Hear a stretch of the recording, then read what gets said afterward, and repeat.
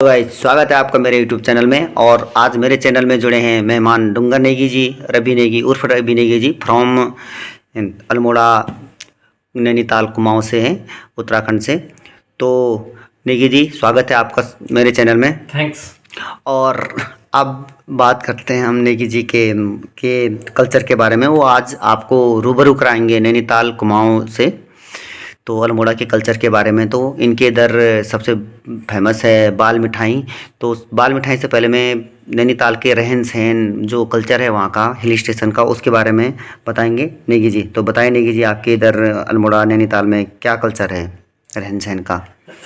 देखिए, नैनीताल की अगर बात करें तो आपको पता ही है, नैनीताल जो शहर है उसको सरोवर नगरी के नाम से जानते हैं। और दूसरा, ये जो शहर है इसको अंग्रेज़ों ने बसाया है, अंग्रेज़ों ने ही इसकी खोज की थी।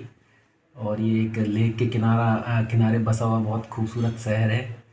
और अगर आपको यहाँ घूमने के लिए जाना है तो हिमाचल से आप डायरेक्ट बस पकड़ सकते हैं हल्द्वानी के लिए। और अगर बाई प्लेन जाना है तो आप जौलीग्रांट देहरादून से प्लेन से भी जा सकते हैं पंतनगर। और पंतनगर से आपको टैक्सी से 1-2 घंटे में आप नैनीताल पहुंच सकते हैं। और अगर बस से जाना है तो आप बस से भी जा सकते हैं। हल्द्वानी से कंटिन्यू बसें जाती है रोडवेज की, टैक्सी भी जाती है। 1 घंटा लगता है नैनीताल पहुंचने में।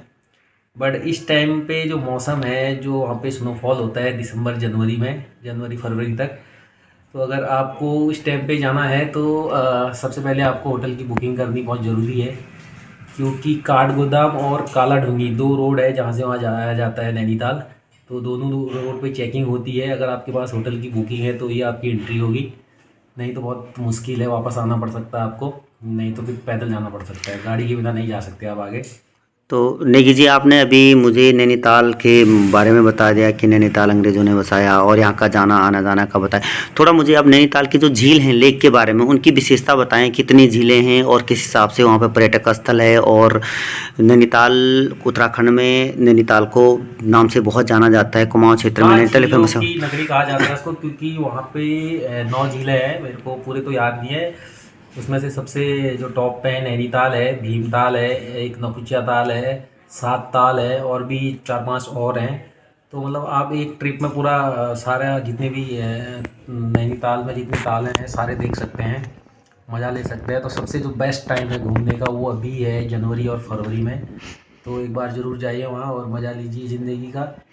तो जैसे नैनीताल में नौकुचिया ताल की बहुत विशेषता सुनने में आया कि इसकी 9 कोने हैं, विशेषता इसकी है 9 कि कोने हैं। ये कहा जाता है कि आप अगर एक किनारे पे नौकुचिया ताल के खड़े हो जाए तो आप 9 के 9 कोने एक साथ नहीं देख सकते। अगर आज तक किसी ने नहीं देख पाया, कोई भी अगर देख लेगा तो मर जाएगा। जैसे मतलब कहावतें हैं, तो ये नक्सल ताल की आपकी विशेषता बता दिए। और मुझे यहाँ पे ट्रेन के थ्रू क्या कोई है, यहाँ पे रूट है जो ट्रेन यहाँ के थ्रू पे दूसरी एक देखने के लिए जो जगह है, एक तो वहाँ का डिग्री कॉलेज है नैनीताल का, कुमाऊँ यूनिवर्सिटी नैनीताल। दूसरा एक हाई कोर्ट वहाँ पे है, बहुत पुराना है, लकड़ी का बना हुआ है पूरा, अंग्रेजों ने बनाया था, अभी भी वैसी का वैसी है। और इसके अलावा और एक ऊपर एक चाइना पीक करके टॉप में एक जगह है, वहाँ आप जा सकते हैं, वहाँ से आप चाइना की दीवार देख सकते हैं। अच्छा, तो ये चाइना की दीवार देख सकते हैं और हाई कोर्ट देख सकते हैं। इसके अलावा एक विशेषता है कैंची धाम के बारे में। अभी लास्ट 1-2 मंथ पहले वहाँ पे कैंची धाम में विराट कोहली और अनुष्का दोनों पूछे थे। तो कैंची धाम की थोड़ा विशेषता बताएं, क्योंकि कैंची धाम बहुत फेमस है। जैसे सोशल नेटवर्क के जो फेसबुक के निर्माता हैं और साथ में मतलब एप्पल अच्छे अच्छे रिच के स्टीव जॉब्स स्टेज जॉब और उन्होंने मार्क जुकरबर्ग मार्क और विराट जुकरबर्ग कोहली भी गए थे अभी हाल ही हाल ही में। में विराट कोहली। तो उसकी तो जो विशेषता ये कैंची बताए थे। धाम है वो नैनीताल से अल्मोड़ा जाते समय बीच में पड़ता है। नैनीताल से आगे एक जगह है भवाली, बहुत खूबसूरत जगह है। भवाली से 14-15 किलोमीटर की दूरी पे कैंची धाम बसा हुआ है। और ये वहाँ पे एक बाबा जी थे, नीम करोली बाबा जी, तो उन्होंने वो आश्रम बनाया था। और बहुत ही ब्यूटीफुल जगह है घूमने के लिए। और जो भी वहाँ जाता है तो उनको उनका आशीर्वाद मिलता है और वो अपने बिजनेस में या जॉब में सक्सेस हासिल करता है वहाँ जाने के बाद। अच्छा नेगी जी, आप एक चीज़ और बताएं कि यहाँ पे कॉर्बेट नेशनल पार्क है। कॉर्बेट नेशनल पार्क बहुत ही पुराना पार्क है, 1934 में इसका निर्माण मतलब नेशनल दर्जा दिया गया था। तो थोड़ा कॉर्बेट नेशनल के पार्क के बारे में बताएं। कॉर्बेट नेशनल पार्क का नाम कॉर्बेट नेशनल पार्क इसलिए पड़ा क्योंकि जो कॉर्बेट था वो एक अंग्रेज़ था। उसने क्या क्या करा था कि उसने 100 बाघों को मारने की वो कसम खाई थी कि मैं 100 बाघों को मारूंगा। उसने 99 बाघ तो मार दिए, बट जब सौवा मतलब 100 बाघ को मारने के लिए जा रहा था तो उसके दिल में जो है एक वो आ गया, क्या बोलते हैं उसको, दया, कि मैं ये गलत कर रहा हूँ। तो उसने वो बाघ मारा नहीं, तो उसने 99 मारे, 100वां नहीं मारा। और उसने उस दिन से कसम खाई कि जितने भी बाघ हैं उनको, उनकी संख्या को बढ़ाएगा, उनकी वो करेगा, ग्रोथ करेगा।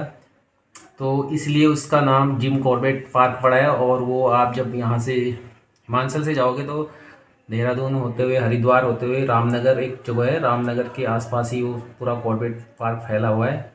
और बहुत ही गजब का व्यू है वहाँ का। मैं एक दो बार वहाँ गया भी हूँ। एक कॉर्बेट फॉल भी है वहाँ, तो वहाँ भी आप जा सकते हैं। बट थोड़ा सेफ्टी का ध्यान देना पड़ता है, क्योंकि जंगली जानवर बहुत ही है, कभी भी हमला कर सकते हैं। हाँ, तो कॉर्बेट नेशनल के पार्क के बारे में बाघों का अभी भी वहाँ पे बहुत प्रचलन रहता है। और हाँ, इसके बाघ बाद तो आपको आमतौर पे दिख ही जाएंगी। और इसके अलावा अब आज बात करते हैं हम एक कोसी नदी के बारे में थोड़ा बताइए नेगी जी की, क्योंकि कोसी नदी भी बहुत फेमस नदी है, मतलब कुमाऊं क्षेत्र से निकलती है। तो उसके बारे में थोड़ा जानकारी दीजिए कि कोसी नदी कैसे आती है और कैसे उस इधर थोड़ा जानकारी दीजिए ये कोसी नदी के बारे में।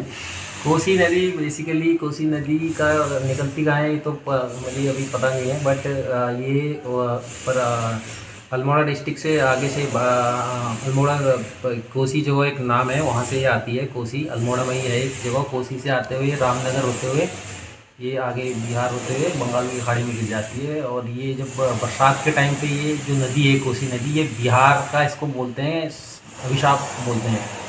तो ये बिहार में बहुत तबाही मचाती है। जब पहाड़ों में बारिश होती है तो सारा पानी जाके बिहार में तबाही मचाता है। अब इसके बाद बात करते हैं हम फेमस मिठाई अल्मोड़ा की बाल मिठाई।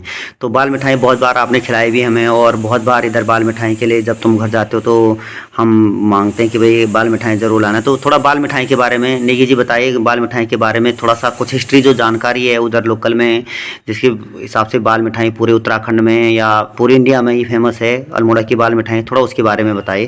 तो ये जो बाल मिठाई की बात आपने छेड़ी है, ये बहुत मतलब एक अल्मोड़ा डिस्ट्रिक्ट का एक ऐसी मिठाई है जो पूरे इंडिया में नहीं बल्कि वर्ल्ड में भी फेमस है। अभी एक्सपोर्ट भी होता है इसका। जो एक्सपायरी है वो 15 दिन की है, सेल्फ लाइफ। तो ये एक्सपोर्ट सीधे अमेरिका भी जाता है ऑर्डर पे। तो बहुत गजब का टेस्ट है। और ये जो इसको बनाया जाता है तो वहाँ पे एक जो है इसके मेन विक्रेता, तो वो है खीम सिंह एंड खीम सिंह ही है। तो उनके वहाँ ये प्योर भैंस के दूध की, मतलब उससे खोया बनता है। फिर खोए से फिर ये तब जाके चॉकलेट बनती है। फिर चॉकलेट के ऊपर वो बाल लगा के तो इसकी सेल होती है। तो जो भी अल्मोड़ा जाता है वो बाल मिठाई ना खाए ऐसा हो ही नहीं सकता है। तो आप लोगों को अभी मौका मिला बाल अल्मोड़ा आने का तो भीम सिंह बाल मिठाई वाले के वहाँ ज़रूर जाना और वहाँ से एक बार टेस्ट जरूर करना बाल मिठाई का। अच्छा, थोड़ा सा नेगी जी, अभी जैसे बहुत सारे गाने हैं उत्तराखंड में, रानी खेता, राम ढोला, और रानी खेत बहुत ही फेमस मतलब जगह है, मतलब प्रकृति के नज़ारे से। थोड़ा रानी खेत के बारे में बताइए, जो आपने विजुअल दृश्य दिखे और वहाँ की प्रकृति और जो भी है नेचर, जो भी तुम्हें लगता है, जो भी तुम्हें पता हो, जो पता ना हो, सो अपने श्रोताओं को हम आपके द्वारा वीडियो के माध्यम से बताना चाहते हैं। तो थोड़ा सा रानी खेत के राम खेता राम ढोला बहुत अच्छा फेमस गाना है उत्तराखंड में, तो थोड़ा रानी खेत के बारे में बताइए। रानीखेत बेसिकली जब हम कैची धाम जाते हैं, कैची धाम से आगे 10-15 किलोमीटर जाके एक जगह है खैरना। तो खैरना से एक पुल आता है, वहाँ से लेफ्ट में जाके आगे रानीखेत है 40-45 किलोमीटर की दूरी पे। तो रानीखेत फेमस इसलिए है क्योंकि एक तो टॉप पहाड़ों में है, दूसरा वहाँ पे इंडियन आर्मी का छावनी भी है जो बहुत गजब की है। बहुत बड़े बड़े ग्राउंड है वहाँ पे आर्मी के, ट्रेनिंग्स होती है आर्मी की सारी वहाँ पे। तो अल्टीमेट है, मतलब वहाँ घूमने के लिए तो बड़ा मज़ा आता है मतलब। और अच्छा। वहाँ से दूसरा जो पहाड़ों का जो दृश्य दिखता है इस टाइम पे वो गजब का है मतलब। तो आप जब भी कभी प्लान करें नैनीताल घूमने का तो नैनीताल, अल्मोड़ा और रानीखेत तो एक बार में कवर कर सकते हैं और लुत्फ़ उठा सकते हैं पहाड़ की वादियों का। हाँ, तो वैसे तो उत्तराखंड में बहुत सारे हिल स्टेशनों में चले जाओ तो पहाड़ियों का आनंद तो लेना बहुत ही मज़ेदार होता है। उसके बाद यहाँ रानीखेत के अगल बगल ही शायद कोसानी पड़ता है। वो रानीखेत के अगल बगल नहीं पड़ता है। आप रानीखेत से भी जा सकते हैं बट वहाँ से थोड़ा दूर पड़ेगा। आपको नैनीताल से सीधे अल्मोड़ा जाना पड़ेगा। अल्मोड़ा से कोसी होते हुए आप कौसानी नाम की जगह आती है जो बिल्कुल फेमस है। उसको आ, मिनी स्विट्ज़रलैंड भी कहा जाता है इंडिया का। और वहाँ पे क्या कहते हैं, चाय के बड़े बड़े बागान हैं और हिमालय दर्शन वहाँ से ले कर सकते हैं आप। मतलब वो भी अल्टीमेट जगह है कौसानी। तो कौसानी के बारे में थोड़ा सा, कभी आप कौसानी घूमने गए हैं? इससे पहले सुमित्रानंद पंत ने भी, जो कवि रहे हैं बहुत उत्तराखंड के, सुमित्रानंद पंत, तो उन्होंने कौसानी का भी दिया है कि जब सूर्य उगता है और सूर्य अस्त के टाइम पे वहाँ पे जो प्रकाश की किरणें, लालिमा जो जो छाती है। लालिमा छा जाती है, वो बहुत ही एक्स्ट्राऑर्डिनरी होती है। तो थोड़ा मुझे बताइए कौसानी के बारे में। मैं वो देखा तो नहीं सुबह शाम का, मैं एक दो बार ही गया हूँ बट वहाँ पे ज़्यादा मैं रुका नहीं हूँ। मैं ऐसे ही, जब वहाँ से मैं गरुड़ जा रहा था तो एक दो बार ही आना जाना हुआ है, बट इतना मैंने देखा नहीं है कौसानी। बट थोड़ा थोड़ा देखा है, तो मेरे को तो बहुत गजब लगा। और नेगी जी, कुछ चीज़ें आप ऐड करना चाहते हो जिसके बारे में मुझे पता ना हो, जो मैं क्वेश्चन इनपुट नहीं कर पा रहा हूँ, तो आप बताइए। मतलब कुमाऊँ क्षेत्र के बारे में थोड़ा बहुत, कोई फेमस जगह, जैसे वहाँ पे एक ये हो कुमाऊँ गया। में मुंशियारी सबसे बेस्ट जगह है, एक बागेश्वर है। तो आपको अगर ग्लेशियर घूमने का शौक है तो आप जा सकते हैं। पिंडारी ग्लेशियर है, बहुत सारे ग्लेशियर हैं, 6-7 ग्लेशियर हैं, तो वो एक बारी में आप देख के आ सकते हैं। आपका गजब का एक्सपीरियंस रहेगा, आप जाएंगे तो। Okay, thank you Negi ji, आपको ओके, हमारे चैनल में थैंक आ यू। जाने के लिए धन्यवाद। और थैंक्स। एक बार ज़रूर देखिए कुमाऊँ क्षेत्र को, देखिए। उत्तराखंड में आप कहीं भी जाओगे तो आपको ऐसे हिल स्टेशन मिलेंगे। तो अभी नेगी जी ने आपको कुछ कुमाऊँ क्षेत्र के बारे में रूबरू किया, तो ज़रूर एक बार विजिट करें उत्तराखंड में। धन्यवाद। Thank you.